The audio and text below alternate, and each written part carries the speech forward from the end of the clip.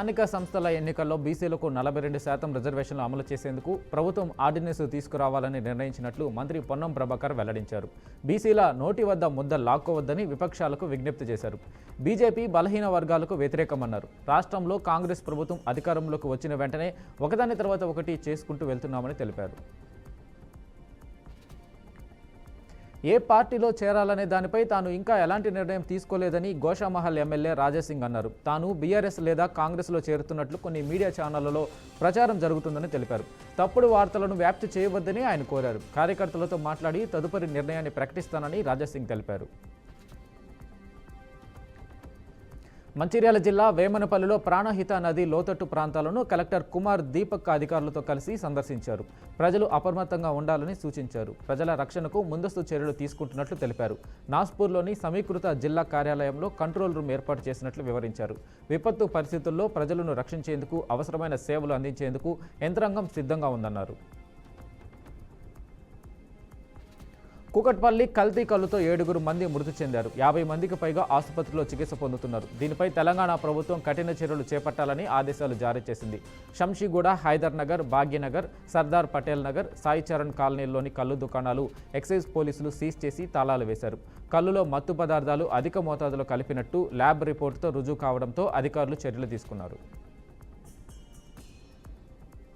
హైదరాబాద్ జూబ్లీహిల్స్ రెహమత్ నగర్లో Congress party AICC coordinator Suman Mohammed పర్యటించారు. ఇళ్లపై ఉన్న హైటెన్షన్ వైర్లను పరిశీలించారు. స్థానికులతో మాట్లాడి సమస్యలపై సమాచారం తెలుసుకున్నారు. గత కొన్ని సంవత్సరాలుగా ఇంటిపై హైటెన్షన్ వైర్లు ఉండడంతో పలువురు విద్యుత్ షాక్తో మరణించిన ఘటనలపై ఆవేదన వ్యక్తం చేశారు. మృతుల కుటుంబాలను పరామర్శించిన సుమాన్ వైర్లు తొలగించే వరకు అధికారులతో పోరాటం కొనసాగుతుందని స్పష్టం చేశారు.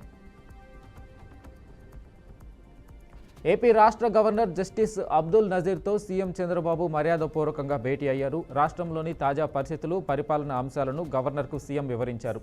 త్వరలో సీఎం చంద్రబాబు ఢిల్లీలో పర్యటించనున్నారు. ఈ క్రమంలో గవర్నర్ను కలవడంతో ఈ భేటీకి ప్రాధాన్యత సంతరించుకుంది.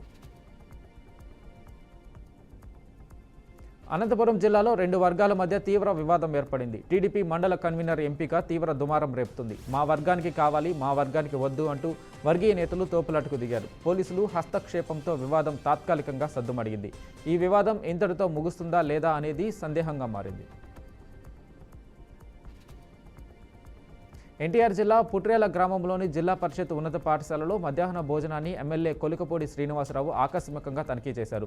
విద్యార్థులతో కలిసి భోజనం చేసి ఆహారం రుచి, నాణ్యత గురించి వారిని అడిగి తెలుసుకున్నారు. విద్యలో ముందుండాలని, బాగా చదివితే మంచి ఉద్యోగాలు లభిస్తాయని, కృషితో భవిష్యత్తు సాధ్యమవుతుందని అన్నారు. పాఠశాలలో ఏవైనా అవసరాలు ఉంటే వెంటనే తన దృష్టికి తీసుకురావాలని ఉపాధ్యాయులకు, విద్యార్థులకు సూచించారు. కాకినాడలోని రంగరాయ వైద్య కళాశాల విద్యార్థినులపై లైంగిక వేధింపుల ఘటనపై హోంమంత్రి వంగలపూడి అనిత ఆగ్రహం వ్యక్తం చేశారు. జిల్లా కలెక్టర్ షాన్ మోహన్, ఎస్పీ బిందు మాధవ్తో ఆమె ఫోన్లో మాట్లాడి వివరాలు తెలుసుకున్నారు. నిందితులపై కఠిన చర్యలు తీసుకోవాలని ఆదేశించారు. మహిళలపై ఇలాంటి చర్యలకు దిగుతున్న వారిని ఉపేక్షించేది లేదని హెచ్చరించారు. విద్యార్థినులకు లైంగిక వేధింపుల ఘటనలో బాధ్యులను సస్పెండ్ చేశామని కలెక్టర్ షాన్ మోహన్ తెలిపారు. బాధ్యులపై క్రిమినల్ కేసులు పెట్టామన్నారు. ఏపీసీసీ అధ్యక్షురాలు వైఎస్ షర్మిల రాజధాని అమరావతిపై పలు సంచలన ఆరోపణలు చేశారు. నేడు అమరావతి రాజధాని ప్రాంతంలోని ఉద్దండరాయునిపాలెంలో వైఎస్ షర్మిల పర్యటించారు. ఆమె రాష్ట్రంలో రాజధాని నిర్మాణం, సీఎం చంద్రబాబు నాయుడుపై తీవ్ర విమర్శలు చేశారు. 2015లో ప్రధానమంత్రి నరేంద్ర మోడీ శంకుస్థాపన చేసిన ఉద్దండరాయునిపాలెం ప్రాంతం పూర్తిగా నిర్లక్ష్యానికి గురై మట్టికి కొట్టుకుపోయిందని షర్మిల ఆరోపించారు. బీజేపీ నేతృత్వంలోని కేంద్ర ప్రభుత్వంపై ఏఐసీసీ అధ్యక్షుడు మల్లికార్జున ఖర్గే విమర్శలు గుప్పించారు. రాజ్యాంగం నుంచి లౌకికవాదం, సౌమ్యవాద స్ఫూర్తిని తొలగించేందుకు బీజేపీ ప్రయత్నిస్తుందని ఆరోపించారు. భువనేశ్వర్లో నిర్వహించిన సంవిధాన్ బచావో కార్యక్రమంలో ఖర్గే ప్రసంగించారు. బీజేపీ నాయకత్వంలో వ్యవస్థలు అతలాకుతం అవుతున్నాయని మండిపడ్డారు. బీజేపీ ప్రభుత్వం ప్రజల హక్కుల్ని కాలరాస్తుందని దుయ్యబట్టారు. తమ హక్కుల కోసం దళితులు, ఆదివాసీలు, యువత ఎలా పోరాడాలో తెలుసుకోవాలన్నారు. మహారాష్ట్ర తరహాలోనే ఇప్పుడు బీహార్ ఎన్నికలకు హైజాక్ చేసేందుకు బీజేపీ కుట్ర పన్నుతుందని లోక్సభ ప్రతిపక్ష నేత కాంగ్రెస్ ఎంపీ రాహుల్ గాంధీ ఆరోపించారు. దీనికోసం ఎన్నికల సంఘం కొత్త కుట్రను ప్రారంభించిందని విమర్శించారు. ఒడిశాలో జరిగిన ఒక కార్యక్రమంలో రాహుల్ ప్రసంగించారు. లోక్సభ, అసెంబ్లీ ఎన్నికల మధ్య మహారాష్ట్రలో 1 కోటి మంది కొత్త ఓటర్లు చేరారని తెలిపారు. మావోయిస్టులకు మరో భారీ ఎదురుదెబ్బ తగిలింది. ఛత్తీస్గఢ్లోని నారాయణపూర్ జిల్లాలో నేడు 22 మంది మావోయిస్టులు లొంగిపోయారు. వీరిలో 8 మంది మహిళలు నక్సలైట్లు ఉన్నట్లు అధికారులు తెలిపారు. వీరంతా నారాయణపూర్ ఎస్పీ ప్రభాత్ కుమార్ ఎదుట లొంగిపోయారు. వీరిపై మొత్తం 37 లక్షల రూపాయల రివార్డు ఉందన్నారు. వీరు కతుల, నెలనర్, ఇంద్రావతి ఏరియా కమిటీలలో క్రియాశీలకంగా ఉన్నారని వెల్లడించారు. అమెరికాలో ఉద్యోగాల కుదింపు ప్రక్రియ వల్ల మొదలైంది. తాజాగా విదేశాంగ శాఖలో చర్యలు చేపట్టిన ట్రంప్ యంత్రాంగం 1100 మంది ఉన్నతాధికారులను తొలగించేందుకు సిద్ధమైంది. ఈ జాబితాలో 1107 మంది సివిల్ సర్వెంట్లు, స్థానికంగా పనిచేస్తున్న 246 మంది దౌత్యవేత్తలు ఉన్నట్లు తెలిసింది. వీరికి లే ఆఫ్ నోటీసులు జారీ మొదలైనట్లు సంబంధిత వర్గాలు వెల్లడించాయి.